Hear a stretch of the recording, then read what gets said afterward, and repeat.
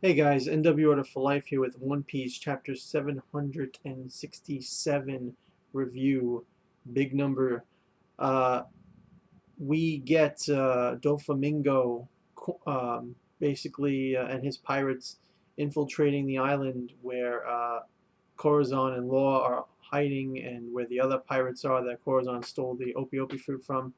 And Doflamingo's crew is killing the pirates and looting their treasure, and then they finally catch up to where Corazon is, and Corazon admits that he is a Marine to Doflamingo and that he infiltrated the Don Quixote family so that he can put a stop to Doflamingo's madness. And before that, I think at the very beginning, we see a flashback of Doflamingo and Corazon, and actually even Treble and Virgo as kids. And this is when Doflamingo was pinned against the wall as a kid, and he was screaming and everything. It looks like he used Conquerors Haki to knock everybody out, and then somehow he got free. And Treble and young Virgo are basically, being like, "We'll follow you." Doflamingo is our boss now, whatever.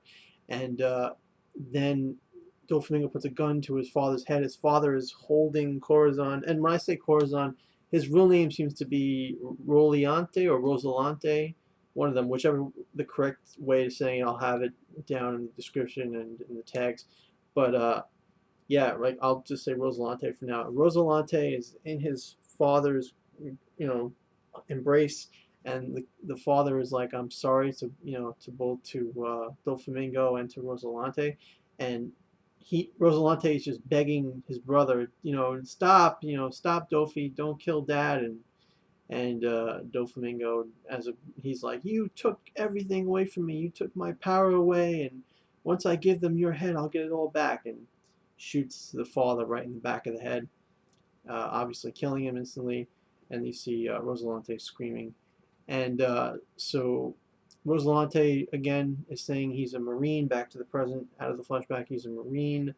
He Doflamingo wants to know where the Opie no Mi is, and he tells him that Law ate it, made him a devil fruit user, and Law is off the island. So the bird cage that you set up around the island is pointless because Law is gone.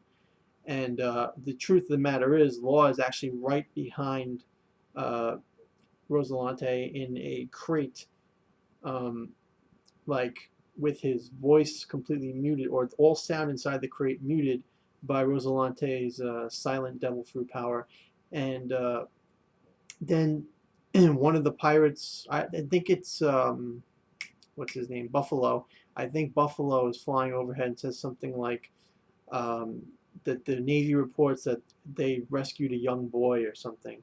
And Rosalante's thinking in his head, "Wow, what a coincidence, because it's not Law. Law's right behind me, but wow, Law, the heavens must be smiling on you today." And basically, Doflamingo kills Rosalante almost pretty much right in front of Law. Like, Law's inside a crate. Right in front of the crate is Rosalante, and Doflamingo shoots him and kills him. And then Doflamingo and his crew are rushing off the island to go try to get the Marine ship that has Law on board, that they think, they want to capture Law. And Doflamingo says that Law will have to learn to die for me. So Doflamingo wants Law to make him immortal and to die for him. This is obviously what he wanted his brother to do, since his brother was supposed to eat the fruit before he found out his brother was a traitor.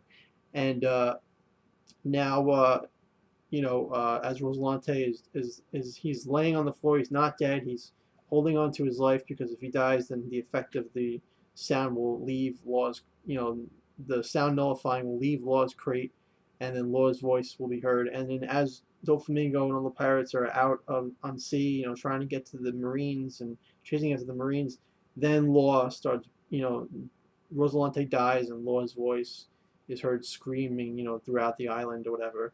But it's being covered up by like cannon shells and all stuff in the background, so Law escapes. And that's the chapter, and it's really good. Really emotional. Feel bad for Rosalante.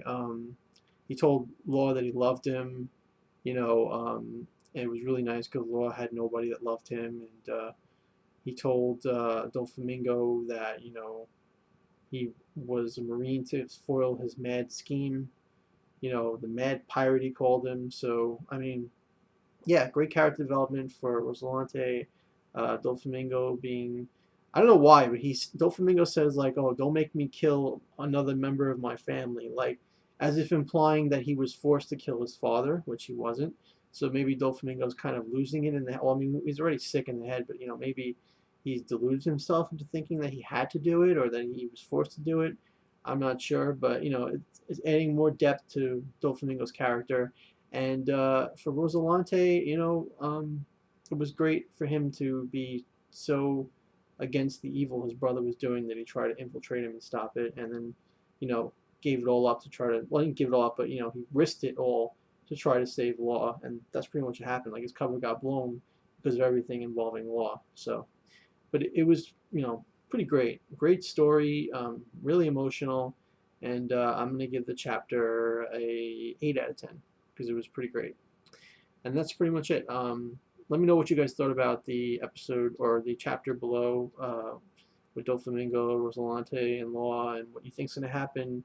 Because I don't think the flashbacks are over yet. What do you think's going to happen that Law will somehow run into him again when he's a little older, and we get flashbacks to that, or will we just go right back to the current timeline? Let me know, and please rate the video if you like it. Be sure to talk about anything you want in the comments below, and subscribe for more videos in the future. Thanks, and have a good night.